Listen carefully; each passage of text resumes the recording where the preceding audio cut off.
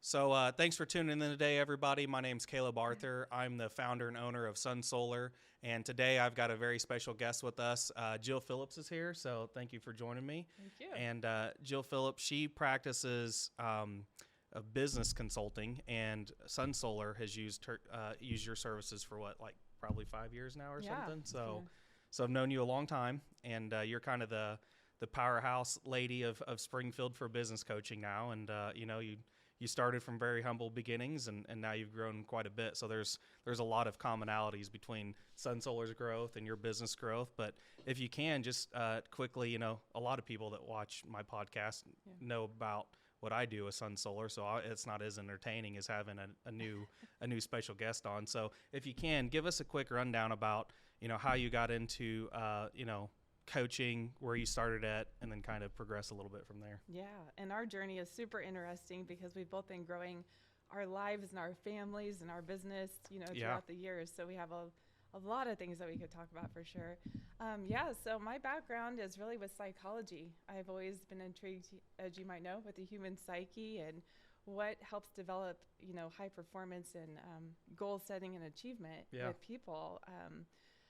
I left psychology, though, because it wasn't a complete fit for me. I mean, we all have a little bit of trauma in our lives. And as an entrepreneur, you know that you have to deal with all of that, background history, but also moving forward and how are you going to do that.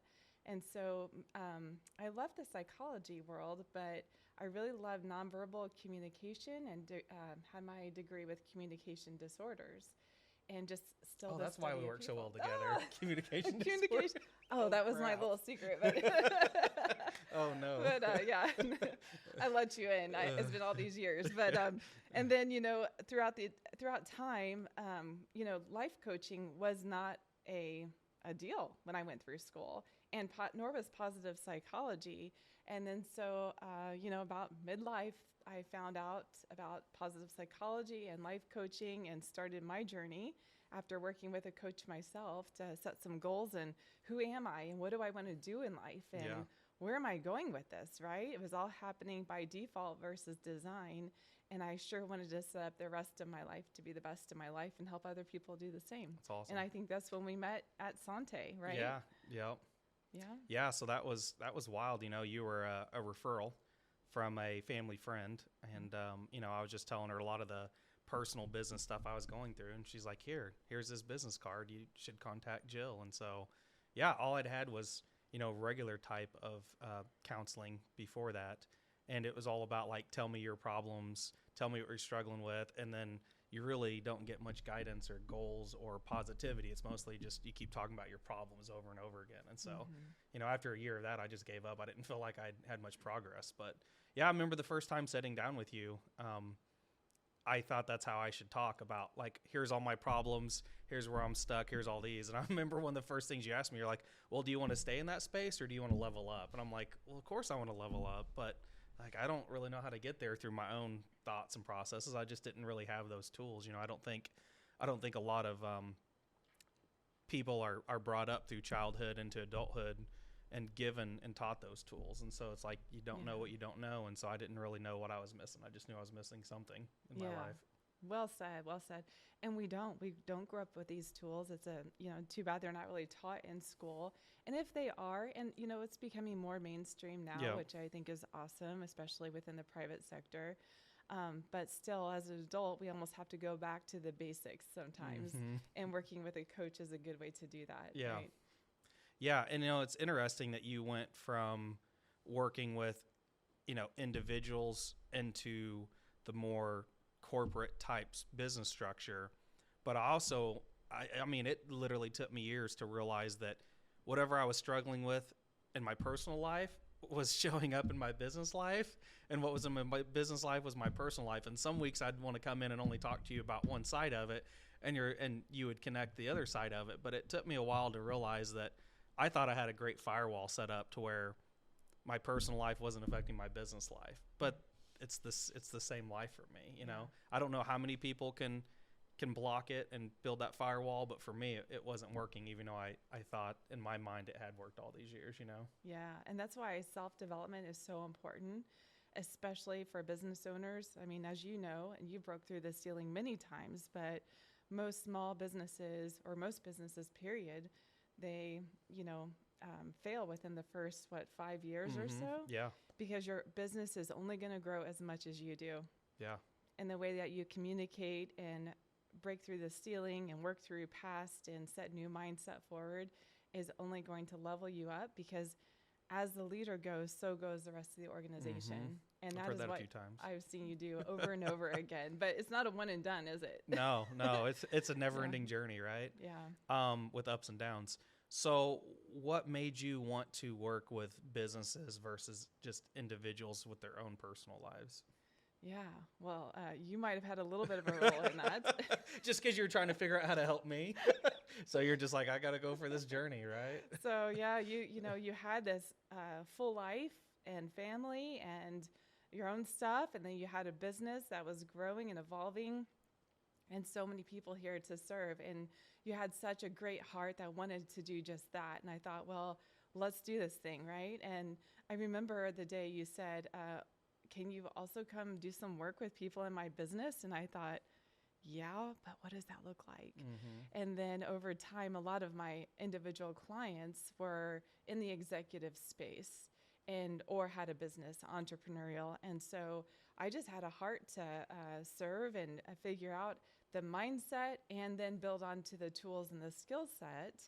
And that's whenever I read the book Traction and hopped on a plane, went to Detroit on a whim. I was like, okay, here we go. I'm a quick start. So I jump in and I go for it, kind of like you do too. Yeah. And really became trained as a business coach in a holistic way. But I say that was a holistic business operating system, and it is.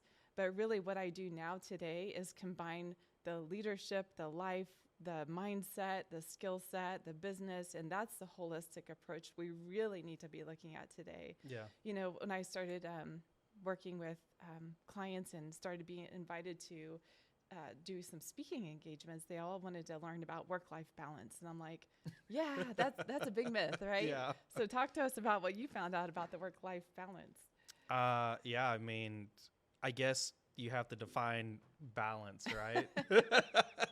Because what I call like high octane, very driven people, they a lot of times struggle the most with being in the business, working in the business or on the business, and then also how to have any kind of personal life, whether that be family, friends. And, it kind of got to the point over the years where if somebody wasn't working with me in the business and they were my friend, I just didn't have a lot of time and energy to put in those relationships. And so what worked, has worked pretty well for me is actually having my friends come work with me in the business. Now that creates a whole almost like family relationship dynamic in the business, but it also allows me to travel, go do things, and it be for work, and I have my friends there along with me. And while I built friends in the company that have worked for me, and then I become friends, bringing in some of my trusted family and friends has, obviously helped the company. But having my mom and dad, my uncle, working with me since the beginning, that's, I guess, kind of prepared me for how to have those dynamic relationships. But it's been a very, it's been a, what I feel like kind of an orthodox approach to building the business. And like I said earlier, it's like what you don't know, you don't know. And so I didn't know what I was missing, but for literally from 2015 until 2020, I had no growth in my business. Even though I felt like I had a growth mindset, I really wasn't balanced and aligned with the core values of the company, with my core values and what I wanted to see happen in the business life and in my personal life. And so, I think a lot of people talk about the work-life balance, but I remember early on kind of thinking to myself, like, if I can just sacrifice 5, 6, 7 years of this balance and get the company big enough, then I can just retire, right? And so I'm 37 now, but I remember back when I was 25, I was like, my goal is by the time I'm 30, I'm going to be retired, sitting on an island and not having to deal with any problems. And I won't have to worry about work-life balance. But what I didn't realize is that, whether it be like multi-generational trauma or just the work ethic or whatnot, like I was born and raised like feeling like I needed to work 7 days a week. And I'm sure you find that a lot with your clients that have that kind of drive and passion. Entrepreneurial boredom. Yeah, exactly. So it's like, I can go sit on the beach for 3 or 4 days, but then I get very antsy and want to get back to creating and building and that growth mindset. And so,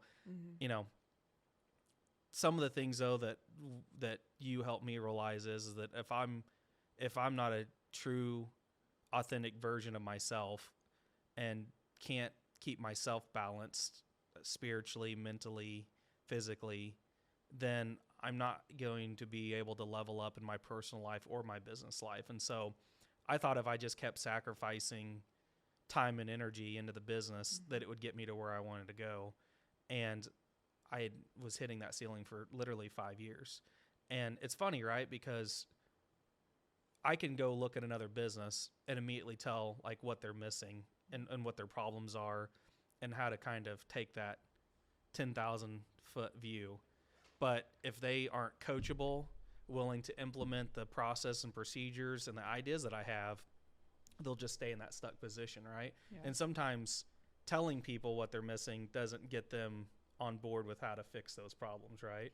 And so when I look at a practical problem of a business, I see the same things from that viewpoint as you do with the actual individual, which I'm getting better at doing, but I don't have the training that you do on that. And so when you're able to look at somebody like me that just keeps hitting their head against that wall trying to get through it, and you can see the deficiencies that they have from not knowing certain, maybe even basic things, you can quickly pick up on them, but you have to like help guide them to that conclusion of how they understand it, right? Yes. And so it's like you can lead a horse to water, but you can't make it drink, right? One of those type of things. And so I look back and feel, I guess, a little silly at some of the principles that you taught me and that we learned together through my journey.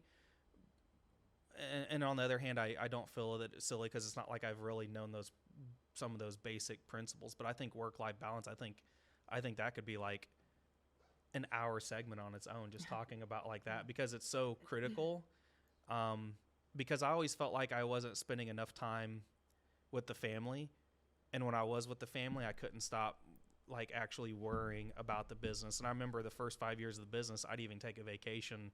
And if I was at, one of my kids' birthday parties, I was literally just either talking on my phone or texting on my phone, even if it was on the weekend, because it just felt like I was the business, and being the owner and creator of this business, it just felt like I couldn't ever get away from it. And so that was a big thing that I was able to see working with you is that I wasn't in alignment, and to get back into alignment took years of coaching. It wasn't one of those things where even if I had the epiphany of what I needed to do, creating that consistency, right?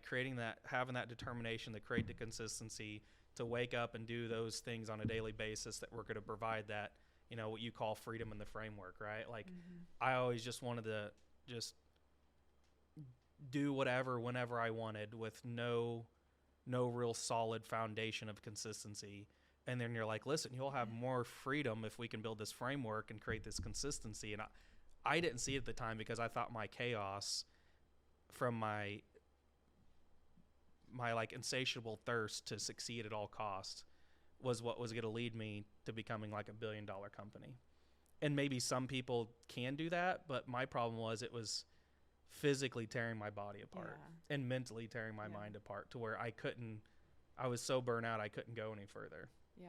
So, you always talk about hitting that reset button. Like we had to learn how to hit that reset button so that I could come back to my spot of alignment so that I could keep working on leveling up. But that's a long process. It is.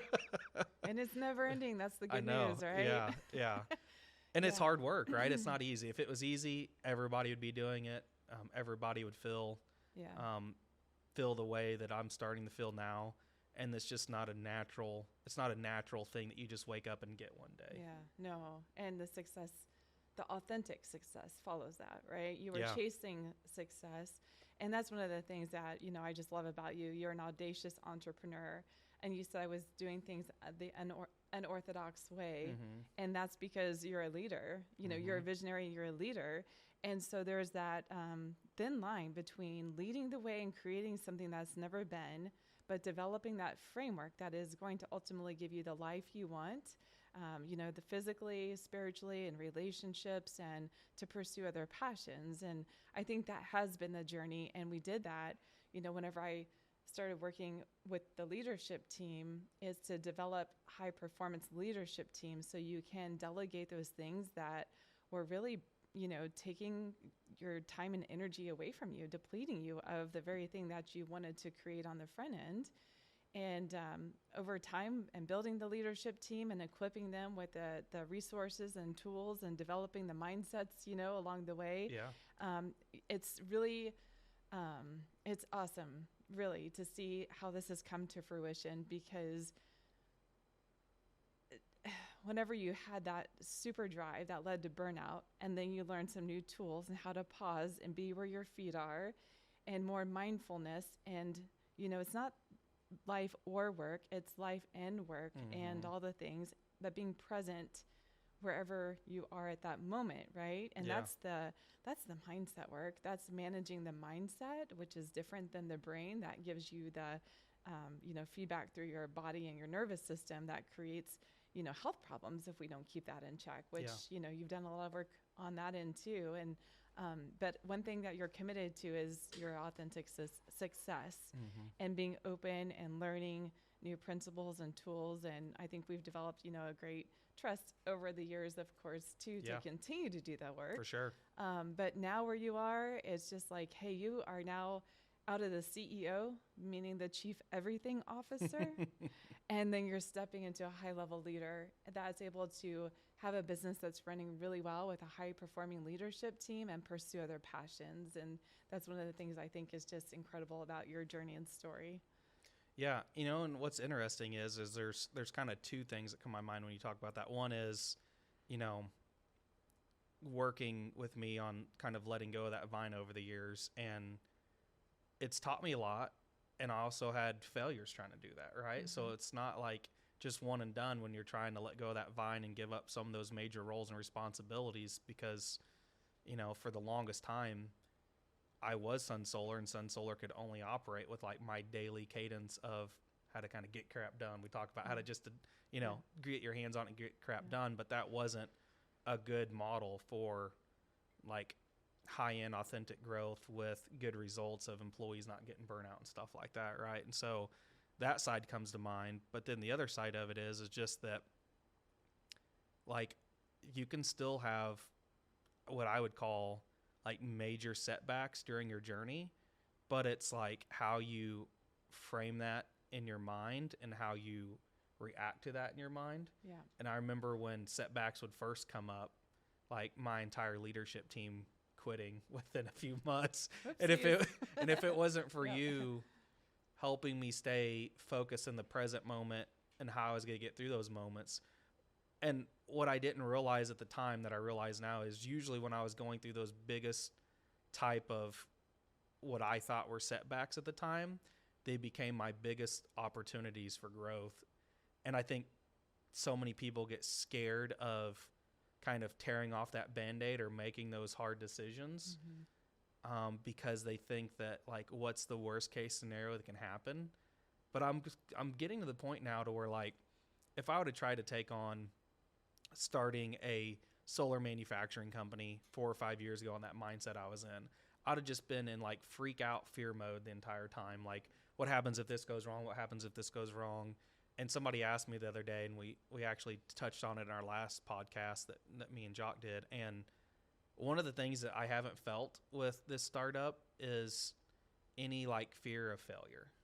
Yeah. And even though I know there's a statistical chance of failure, what I've been able to accomplish with my team at Sun Solar over the last 12 years gives me a solid foundation that, obviously what I focus on grows. And so remembering that I need to focus on that this is going to happen, this is going to be good, for my growth, for the employees that it creates, and just, for Americans of being able to have manufacturing in the United States for, you know, a critical energy component. And so when I think about those things, I don't even really think about all of the, like, quote unquote negatives that come along with it. I just see those as learning opportunities as I go. And I didn't used to see it that way. I used to was seeing every problem as just, it's a horrible problem. Now I have to come up with a solution, and then I have to try to apply that solution to the problem and then hope it doesn't come up again, to where now it's just kind of everyday life to just go, yeah, made a mistake there, got to learn from it, and what's my opportunity? Yeah. And so now when I see mistakes, I actually am calling them opportunities. Like, hey, that looks like an opportunity for improvement, looks like an opportunity to level up, whatever it is. And I still do have some fear that creeps up every now and then, but it's about using those tools that I've learned about how to reconnect myself with the present moment. Because if you're living in the past or you're living in the future, it can really stress you out.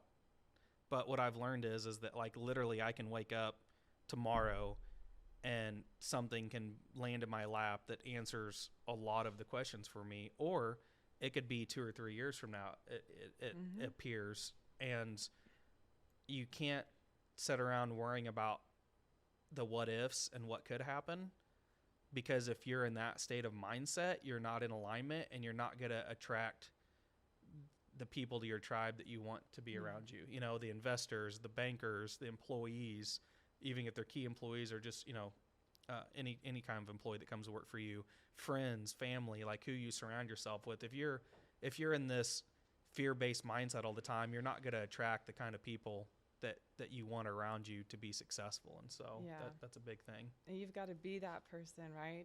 Because like attracts like, and we attract people. Our vibe attracts our tribe, type of thing. And you mentioned several great things, and a few that I want to highlight here. One of it is, you know, the fears, right? And over time, and my gosh, in a growing business as fast as Sun Solar has grown, there has been so many obstacles, setbacks, failures, people issues, all the different things, right? At a very rapid level.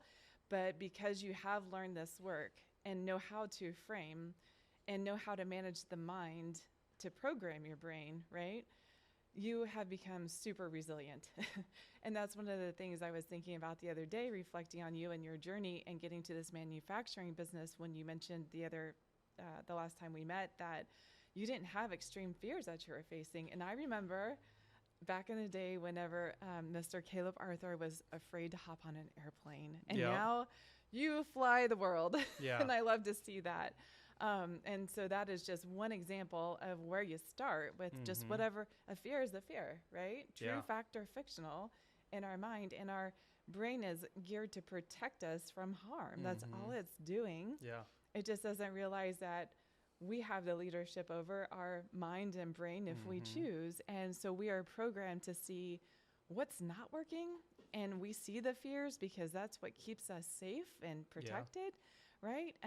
But it's acknowledging that and then choosing to focus on what you do want. And that is where a lot of people get stuck, is they stay so stuck and committed to their story that's keeping them safe that they don't even have the either courage or the words to even focus on what they do want. And like you said, like we say, what you focus on grows, and your life is a representation of that. And even though, you know, we can't change the past, we can kind of look out into the future with some strategic planning, which is good. We've got to bring it out to this present moment. And one of the things that I love about the present moment, but even the strategic planning that is done, you know, through a company to mitigate risk, right? But although there's always going to be a lot of those, of course, is the 10X planning, where you look out into the future and reverse engineer versus just look at today and what do I need to do tomorrow. And that has been also, in my opinion, one of the, key elements that you've been able to do as a high-level visionary, is to vision, dream, but also put this into action. So that's been incredible. Yeah. Yeah. It's, and I still, this might be part of my imposter syndrome that we've talked about in the past, but I still sometimes wake up and it's hard to grasp like the current reality that I'm in, you know, and when that happens, I usually start going into like the gratitudes of my life. But sometimes it just doesn't feel real of like, how can I be 37, have built this company, have all these employees, and start attracting all these high level managers and leaders to come join me, and then to end up finding a whole new tribe of experienced leaders that start the manufacturing side with. And so, you know, it's one of those things where I always want to focus on like not letting my ego outride my humbleness is how I think about it. And so, but there's other days where it just feels so surreal. And I'm sure it happens to a lot of people that go through those stages. But it's like, how do I stay that version of my true authentic self, and what I want for like my life and the people I engage with on a daily basis, versus like maybe what the culture is. 'Cause Americans have this like hustle burnout culture, and we see it every day, like with employees, with friends, with other companies. And I think people have been told that the harder you can work, the more you're going to get out of it. And I think that works to a certain level and a certain degree, but then you're going to find that it doesn't really serve you long term. Right. You know, you're going to have horrible imbalances that you have to try to overcome, you know. And it's like, at one point I was having so many headaches, I was on, you know, full-time medication, right? And now I'm have worked off that, but it's like you can stress yourself out to really get in a bad spot if you're not careful. And so, Jill, I'm curious. We have a lot of people that always ask me on my different podcasts, TikToks, different things, like, what is it that can make somebody successful, either on their own side business, their own business they're running, or a business that they want to start? Like, what are some of the key things that you think somebody has to have or learn to be able to do it? Is it just trying and figuring out as you go along? Is it the grit? Is it the smarts? Is it the college degree? I mean, what's the common thing that you see? Yeah, well, that's a loaded question. I'll try to do my best to answer that. In short, I would say mindset mastery. Manage your mind versus it running you. And that is why, you know, I still say I do business coaching for life and leadership, because one is into the other. And so a lot of times people say, well, you know, you're not just a business coach, or are you just a life coach? Or no, I'm like, no, I do both, because it's mindset mastery, which is 80% of it, and 20% are the business tools. Yeah. And that's what I wish everyone would know. In addition to that, you know, each new level, there's a new devil. So as you level up, that new devil, which we call imposter syndrome, and it's those feelings of overwhelm and burnout and frustration and fear. Fear just grips you, you know? And so I want to share with everyone that just remember that on the other side of a breakdown, there's usually about to be a big breakthrough. Mm-hmm. So don't give up. Yeah. I also believe that there are 5 important people that you need in your life, and that is a best friend, a mentor, a coach, a peer group, and a primary partner. Those 5 people, to have that support around you. You missed party animal. Yeah, a party animal. You have a party animal. Well, that would be my best friend. Okay, so. There you go. And my primary partner maybe too, but and probably my peer group actually. But that having okay, so you bring up like a really important part. You got to learn how to have fun. Oh yeah. Right. So, I used to be so serious about the business and everything, and I just always felt so tense. Yeah, you know? And having fun, what that does is elevate your state, and you have to learn how to be an emotionally intelligent human. So when we're in that serious mode, when we're in fear mode, we are in a low vibrational state, right? Yeah. And so whenever we do have fun, it brings us to a higher energy state. And if our energy attracts other like energy, well, what do you want to attract, right? Yeah. And when you're in that high vibrational frequency, I call it being in the green. It's like a is like a stoplight. You see green, you're go. Yellow is like, okay, caution. And the red is whenever you want to pause. Never take action when you're in the red. For sure. When you're feeling those low energy vibrationals. I mean, if you do, you're just going to be cleaning up the pieces. Do you know about this? Yes. Hey, me too. So, and so go means, being with clarity. And so having clarity and knowing what you want. Clarity, yeah. More than what you don't want. And then the other piece I want to highlight that is, so important and so overlooked is really defining and honing in on your core values, personal and professional, so you walk in alignment with your life, business, and relationships. And that is something that I can't stress enough. That's not the writing on the wall. That's acknowledging yourself and other people in your business for walking in and living up to those core values, right? Yeah, and I mean, our core values, that's what we hire with. That's what we train with. That's what we live day to day.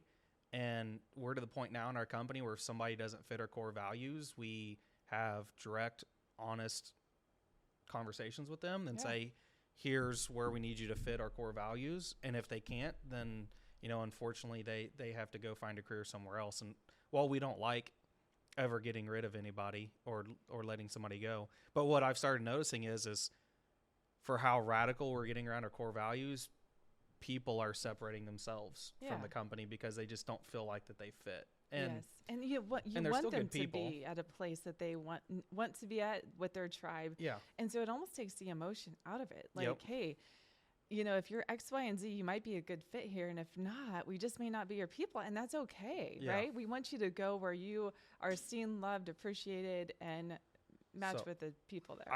I watched an incredible situation take place with our Tesla account partner that because we do Tesla batteries, Tesla inverters, Tesla solar roofs. And so when we were in Vegas at the solar conference, there's 40,000 people there. Our Tesla account representative, Rich, he invited us out to dinner. And I took one of my co-founders for my manufacturing business, and his wife and her friend went to dinner with us. And so there was like 8 of us at this dinner. I had my new CEO, Mark Lee, there, and then my CFO, Pete Fisher. So there was like 8 of us. And it was amazing because he represents the energy side, not necessarily the car side of Tesla. But what he said just like shocked me a little bit, that he was so outgoing with it, but then the stance he was willing to take. And so my co-founder's wife had bought a Tesla, and I don't know if everybody's seen what's been happening, but Tesla's been drastically decreasing their prices for some of their premium cars.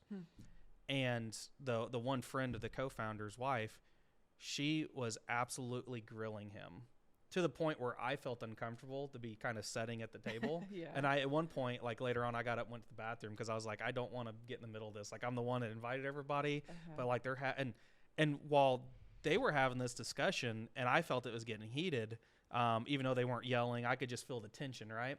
But this lady's whole thing was, Tesla isn't serving my needs by dropping the price of these cars, undervaluing my car, all these different things. And Rich was like, listen, this has been the vision since day one from Elon Musk. This is the way the company's headed now. Yes, we made premium cars at a premium price to get going, but now we're trying to mass produce the best car at the lowest price we can. And I'm sorry that you feel that way, but here's the thing that Elon tells us, and here's what I'm going to tell you. It's okay if you don't want to do business with us moving forward. We have these set of core values. Here's what our mission is. And you either are going to invest in that mission and believe in our company and what our core values are, or you're not, and that's okay.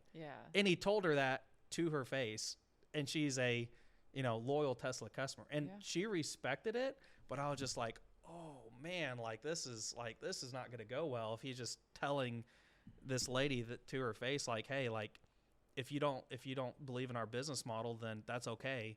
And we don't need every customer. We just want the customers that believe in what we're doing as a company. And so that was pretty big for me, because I don't normally sit in those type of conversations where you have like a senior account rep at a company and you have their customers giving them really hard feedback to their face and then watching how they respond to that, right? It's usually me receiving that kind of tension scenario, and then I get to respond directly to it.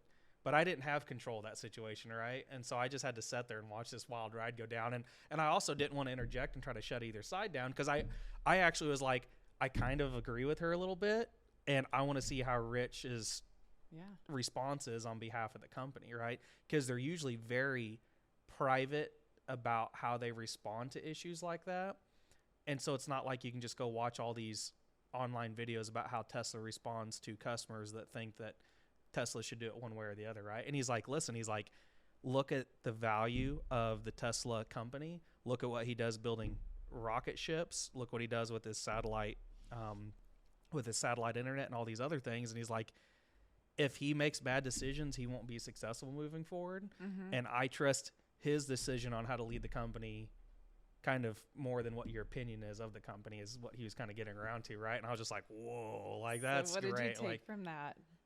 I mean, it's one of those things, right? You got to be in alignment with your core values to the point to where you don't want to just tell people what they want to hear to keep using your product, because eventually people will start to believe that you're a liar and that you will just say whatever you need to sell your product, to where he's willing to take a stand and say, this is exactly what we stand for and what our core values are at our company.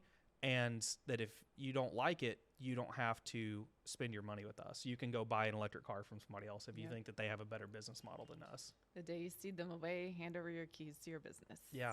You know, and this guy's been, you know, he's in his mid-50s. He's worked at a lot of different corporations. He spent 20 years in the military, and he's not going to BS somebody, you know? And I think that's the big thing is like also surrounding yourself with people that aren't just going to tell you what you want to hear, you know? And so I'm getting more used to that, right?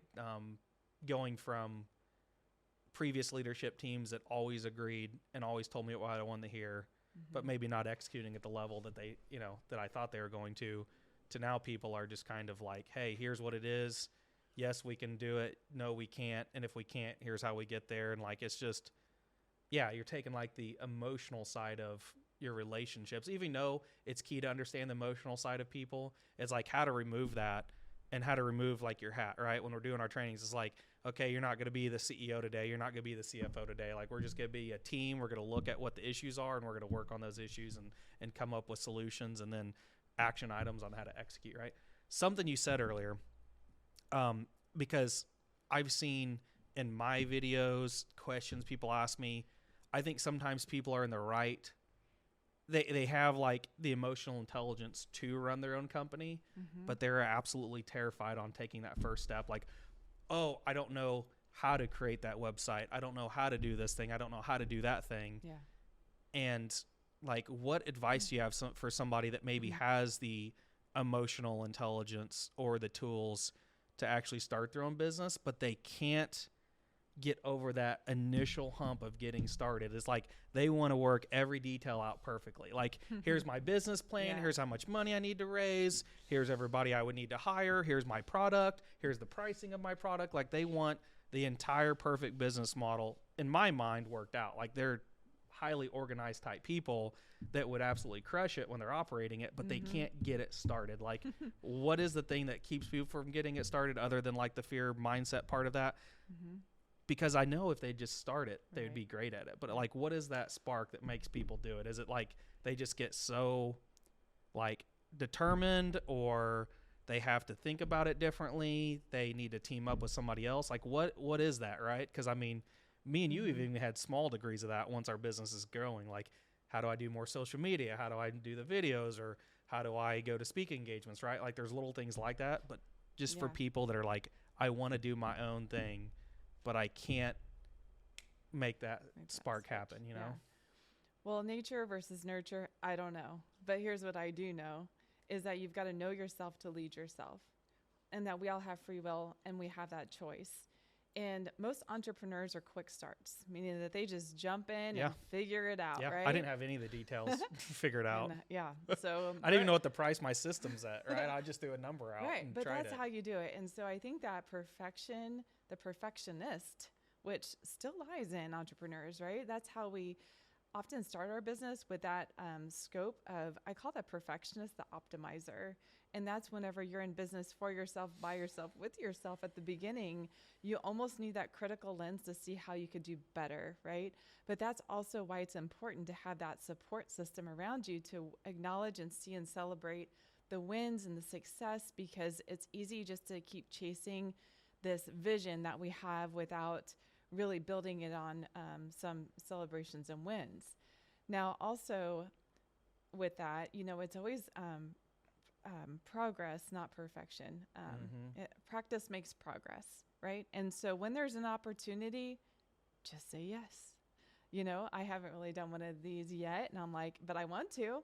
Well, I'm just going to say yes. And then we got it on the calendar, right? Yeah. You just say yes sometimes, even when you're shaking in your boots. I remember one of the first networking events that I went to when I started coaching. Actually, let me backpedal here. This was before I had my coaching certification, and I wanted to become a coach. And I did not know that they were going to have me stand up and announce who I am, what was my business name. And so I stood up felt like an idiot. And I was like, I just started this quiver in my voice, and my name is Jill. I think I'm a coach. Who wants to work with me, right? Yeah. That was so silly. Well, the next day I had another opportunity, and the next day I just came in more prepared. And I said, my name is Jill Phillips. I'm a life coach, and here's my company name. And you know what? Someone came up to me right after and said, I want to work with you. And she became my first client. So sometimes it takes that deep courage that we have to find deep down within. That is one of our birthrights, right? And that is not our ego. That is our courage. That's one of our, like I talk about, anchor words that anchors you into your core, authentic, true self. And all of us have courage and confidence and clarity that lies within it. We just have those other layers of the self-protection or ego, right? That mask it up and says, you have to do this perfect. What if you fail? What if you look like an idiot? Well, guess what? That's just kind of a part of life, and you're the only person who's really probably going to sit around and think about that tomorrow versus anybody else. Yeah. The Robert Lowe that's in town here, very, very successful entrepreneur, and the Prime Trucking, and I'm pretty sure he's considered a billionaire at this point. And before I was even born, he started his trucking company. Something had happened, and he actually went bankrupt. And made it back through bankruptcy. Yeah. And then, 30 some years later, he's, a billionaire and runs a massive company. It's like kind of running a business and going bankrupt is, in my mind, like one of the ultimate failures you could have happen, right? Because, you're down and out, you're out of money, you owe people more money than you're bringing in. And that means your business model is broken. You've got to start from scratch and rebuild and dig out of the hole. And he was able to accomplish that. And I guarantee you he learned a lot from that process. I've had some conversations with him. He's a client of ours, and on his business and his home. But the determination that he had to become successful and to prove that his business model worked, that outweighed his fears of failure, because he could have just went back to working for somebody after hitting bankruptcy, or he could have sat around and blamed all the different things that went wrong that maybe were or weren't his fault, and how he got in that situation. Oh, it was this government agency or this new law or diesel prices went up or whatever it be, right? But instead of just sitting around in that fear state of losing, it was like, how do I get back on my feet and how do I go at it, right? Can I say something to that too? This goes back to something else that you mentioned that we've talked about, is framing. Yeah. And that is one of the number one skills that you've got to learn to become resilient, is how you frame things, right? Yeah, how you look at it. How you look at it. And then how you respond to it. And then, of course, how you respond to it. And so framing, it is an art that you've got to learn. Yeah. Right? Yeah. So. Yeah, otherwise one big thing will just wipe you out, right? And you might not recover from it. So for anyone listening who doesn't understand what framing is, do you have can you give an example of something and we can frame it? Oh yeah. So we can go, reframe it. So I should say. We can go back to when I felt like in 2020 my vice president of sales and operations and the president of my company and my sales director, all 3 positions left within 6 months. And I was left with nobody to run the sales team. I had 3 sales managers, 15 to 18 salespeople, and nobody to run the sales teams. And so so can we play with this for a second so people can hear? Absolutely. Okay, so like without knowing the skill set of framing, what would a mind do at that point in time if someone didn't have that skill and discipline? I even had the skill and some of the discipline, but I still freaked out. So what did the mind say? Yeah, I decided that I was going to move back to our straw bale house in Houston. And I had been living there for maybe a week when I got the call that the guy that I just had put in charge of my sales and operations was leaving the company, because I didn't see it coming. Usually I can see stuff like that coming. But this one I was blindsided. So I would just sat there and I was like, it's going to be a train wreck. Like, our sales are already not where I want them to be. I have no leadership left. I don't know what I'm doing. I haven't ran a sales team in like 6 years at this point. And I don't even know what our pricing is. I don't know what our training is. Like, I don't know if I have the energy to go back and try to rebuild this whole thing by myself. And so my mindset for the first, like, that, I got notified on like a Friday. Like, that entire weekend, I was just freaked out the entire weekend, thinking like this could be the end for me. Like, I made it this far and this could be the end, because I don't really have time and energy to try to run it and go find other people. And so I thought, I'll just try to promote one of my 3 sales managers into the sales director role. And I met with them on like that Monday, and all 3 of them turned down the job. I was just like, well, what am I supposed to do, guys? And they're like, you built this business. We have the confidence in you. We like working with you as the owner.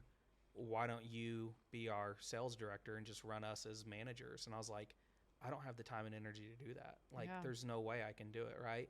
And they're like, we believe in you. You can definitely do it. And so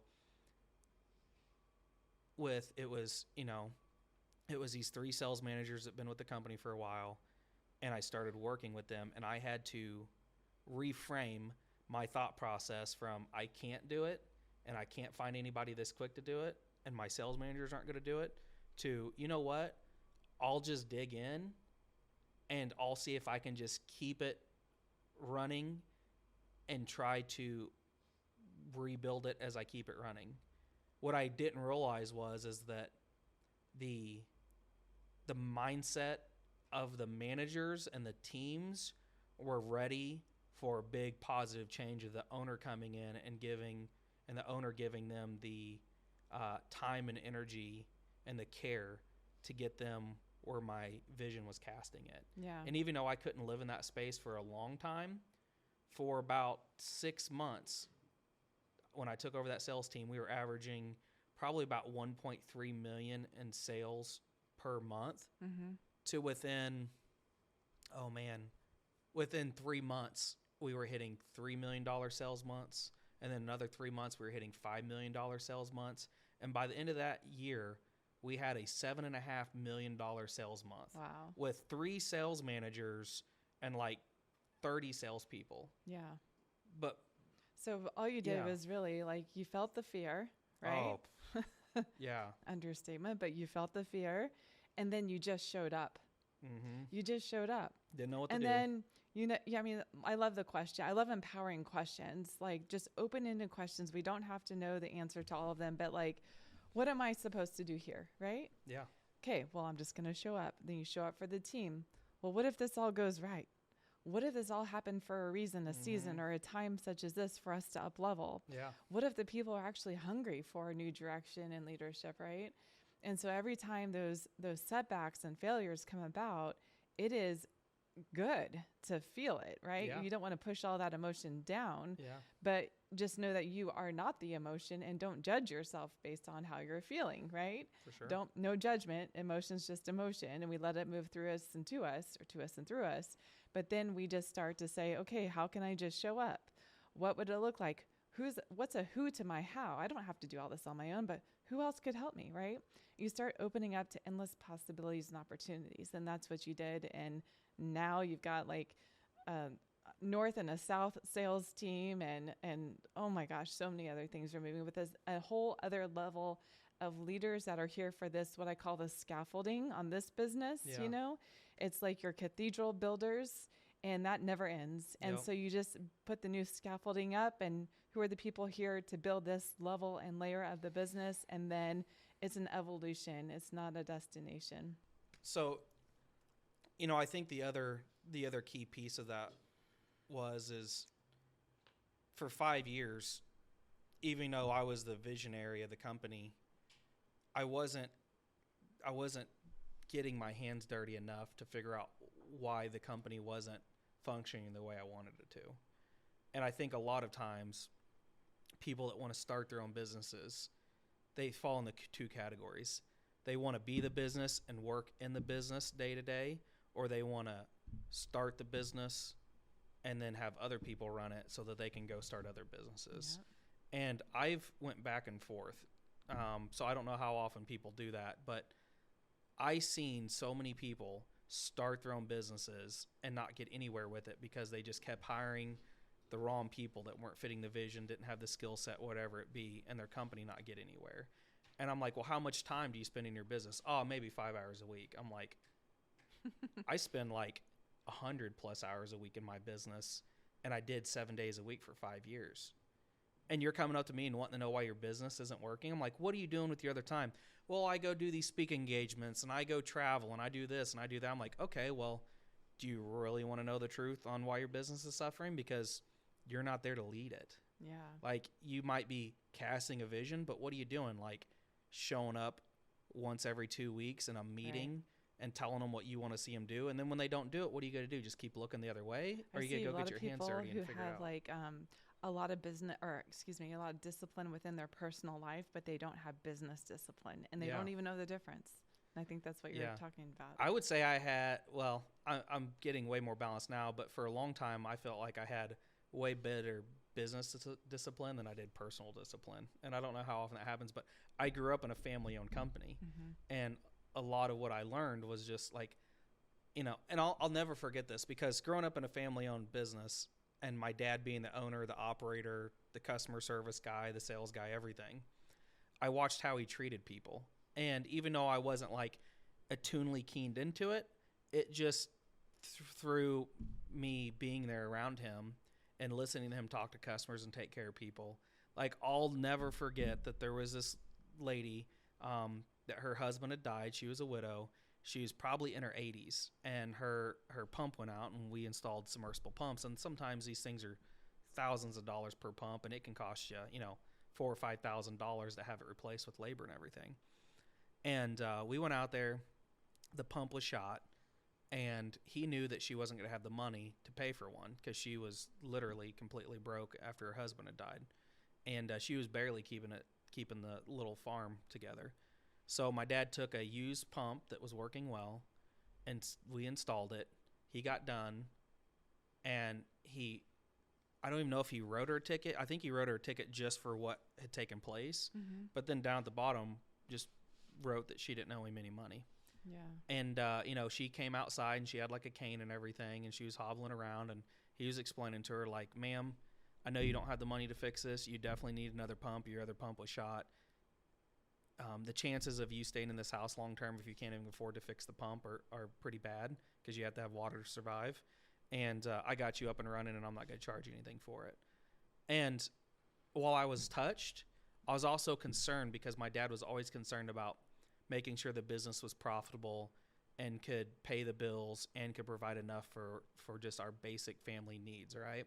Because we even ran a farm on the side, like a cattle farm on the side, just to make money. And then we ended up running another side business, a vending machine business, to make money. So it was like we were hustling every way we could to scrape together money so that my dad didn't have to go work for somebody. Like, his dream was to be his own boss and to run his company that his dad had started.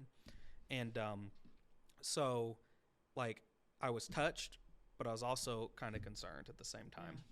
But what I seen him do time and time again was always make it right with the customer and provide really good customer service, which when it's just you, it's pretty easy to do. When you have 250 employees plus, like Sun Solar, that can be really hard to do, especially if people aren't trained in like customer service, all those different things. And really how corporate America, for the most part, is designed is get the maximum amount of money with the least amount of customer experience you have to give them. Send them through an automation system, call the number, hit 1 for this, 2 for this, tell us what. Now you can't even hit the buttons. Now you have to tell them what you want so you can, work with their artificial intelligence programs they have running. And while there is a time and place for that, our average customer is 50 years and older. And they don't want to have to hit voice prompts. They don't have to do this. They don't have to do that. And so I have a rule. And obviously there's tons of room for Sun Solar getting better at customer service and delivery of our product. Like we're never going to hit that perfect stride. But some of the things I do is it's mandatory that when somebody calls in, we answer with a live person every time. That they don't have to hit buttons and prompts and say what they want and then get rerouted, Yes. Like I know I wouldn't want to do that personally. So even though you could definitely go on our Google reviews and find, out of our hundreds of reviews, you could find a few 1-star reviews, right? And I don't try to demand getting those taken down. I think they're learning opportunities for our business. But I'll never forget about 4 years ago, I was at the Springfield Branson Airport and I was getting ready to go in for a flight. And one of the workers was coming out to get on his Harley Davidson. And he's like, "Are you Caleb Arthur?" And I was like, "Yeah." And I was like, "Do I know you?" And he goes, "Well, I know you." He goes, "I've watched your videos over the years. I purchased solar from you. I got it put on my house." He goes, "I got to tell you," he goes, "I don't know if you know this or not, but you've given me a better customer service experience than I probably had in the last 20 years of buying any product." I remember that story. Yeah, and I was like a little taken back. I said, "Okay, tell me." I said, what was so special about it? He goes, "After my system was up and running, I had a small issue. I didn't know what was going on. You guys immediately took my phone call. You came out really quickly. You were able to look at everything, and you were able to make sure everything was running fine, and maybe replaced a little part, maybe not. I don't remember what it was." And I said, "Well, yeah, I mean, that's just normal." And I said, "That's just how I'd want to run my company." He's like, "Yeah, but companies don't treat customers the way you treated me." He's like, "If you can just stick to that, you will be wildly successful in the future of your company."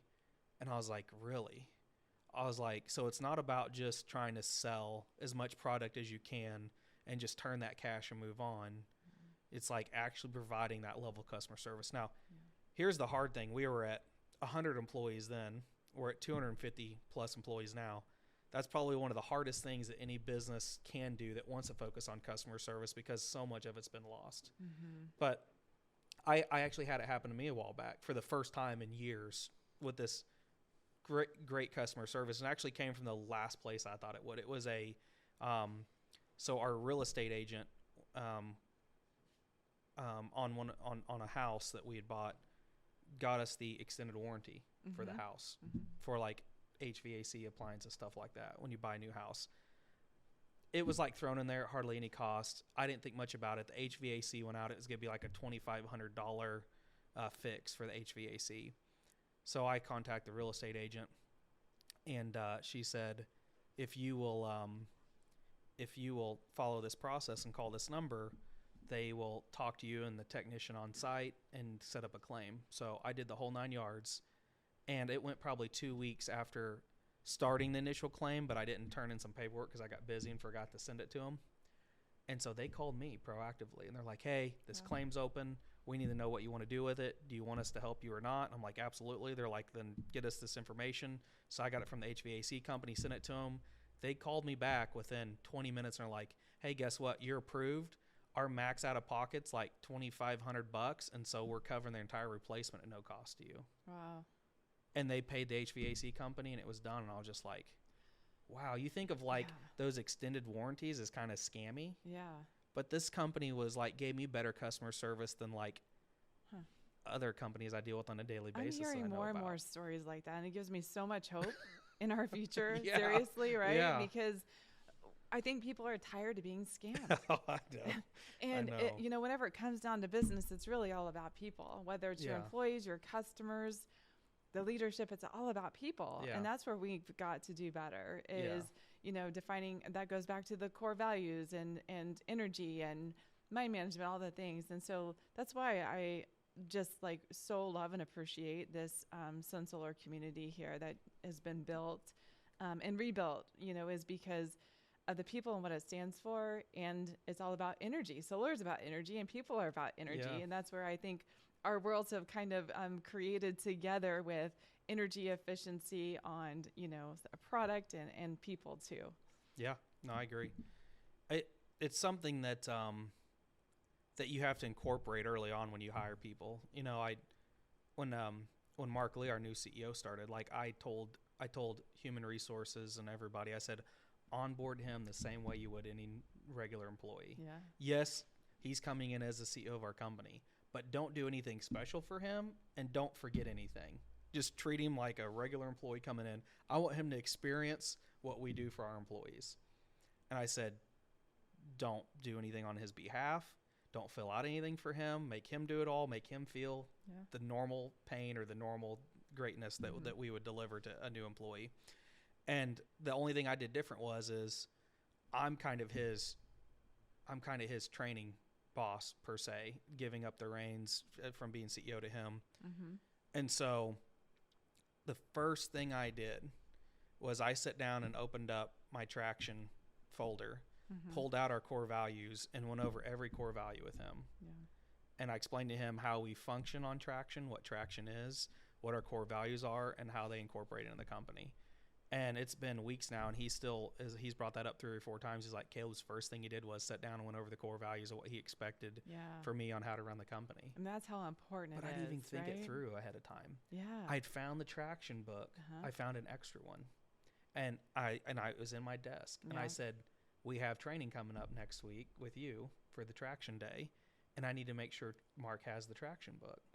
So I was just carrying it in there to give it to him and say, hey, bring this with you next week because you're going to need a copy. Yeah. And I flipped it open. The core values were in there. And I was like, hey, by the way, here's our core values. Yeah. So it was like, I didn't plan it at all. It was just in my desk, like an extra. Yeah. It was an extra version of our traction training stuff. Yeah.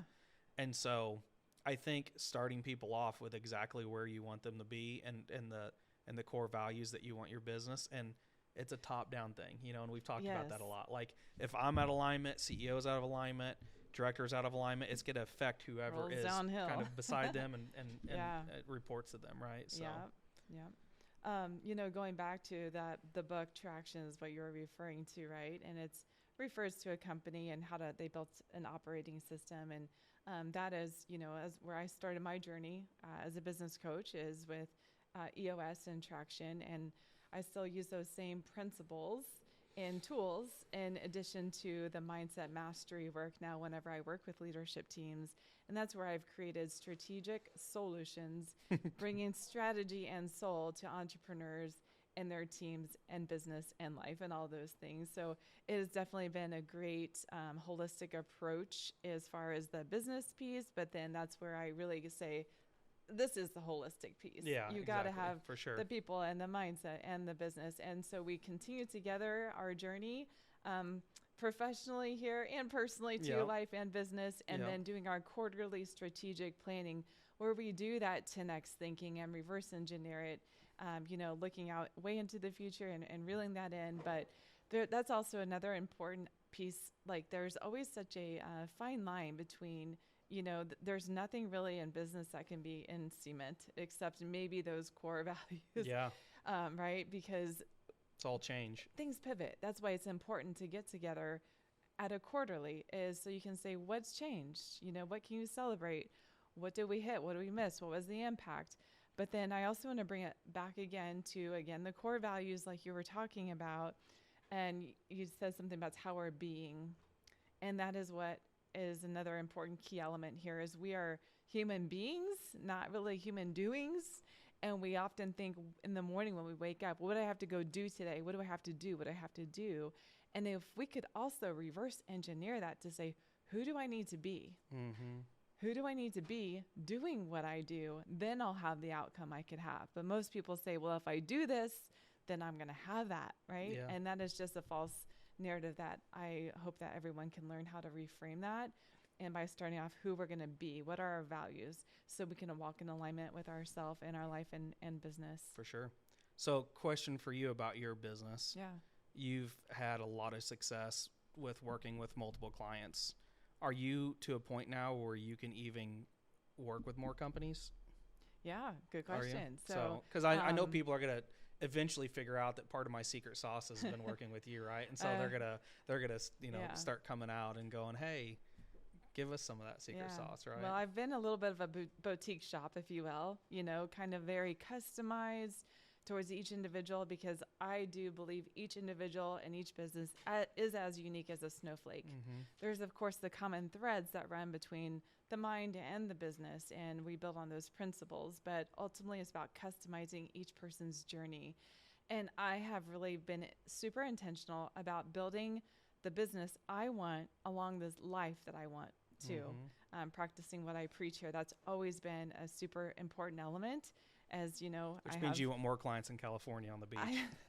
I'll take that too. Yeah. I'm a West Coast lover over here. And I have had some clients over in California and definitely enjoy that space very much. But as I move forward, I am, building a relationship, a partnership with someone in my business so it can scale too, because I'll still work, with a handful of right fit one-on-one clients. You still have a seat if you want. I think we're in this forever. Real life here. I'm just grandfathered in. Right. Yeah. And so there's like a few forever or long-term clients that I'll always hold space for.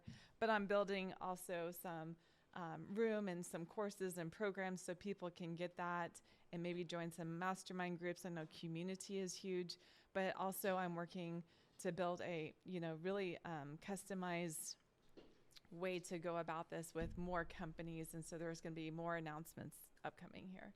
Yeah, that's awesome. That's exciting. And we've talked about even doing like some one-off like CEO mastermind groups where we bring in CEOs and leaders of companies and retreats and do retreats. And, that's definitely the kind of stuff I would sign up for. So you manifested that beach, you said sitting along a beach, and now you've got a few beach properties. So I expect that we're going to be hosting a few CEO retreats down there to do all of the work. And again, it's back to getting your body and brain into a relaxed state so you can do the higher order thinking. So it's all about having fun and getting work done. Yeah. Well, I think we have a lot more to talk about in the future. No, we do for sure. Well, thanks for joining me today. I think this is going to be very eye-opening for people to learn these things from you, because whether it's in their personal life, business, or both, it's kind of like, if you're working on up-leveling one, you can up-level the other one at the same time. I have an idea. Okay, what's that? We're never at a shortage of ideas here, I know. Yeah. And we put it out there, but I mean this. Like, what if we did Ask Caleb Jill? Like, so I wonder if people out there who they do have questions. Yeah. Oh, yeah, they do. And then how could they send in their questions? Yeah. And then maybe to announce that later? Or well, what we did before is we do like the lives right then, and people just put them in the comments, and then as Jock sees good comments, he gives them to us. But we did that one day, Jock, with TikTok, and we had probably 15, 20 questions, and they weren't ending. We ended up just ending because we'd been going for like an hour at that point. Okay. But we had like thousands of people watching and like tons of comments.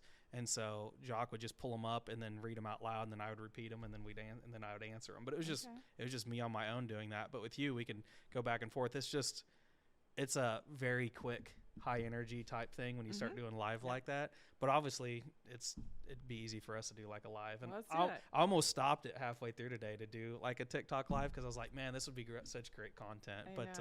But we can still, send them out there. It's just a little bit different when it's live, when people can ask their questions. But yeah, I think if you have a question, you should go ahead and comment your question wherever you're seeing this at, on whatever social media platform.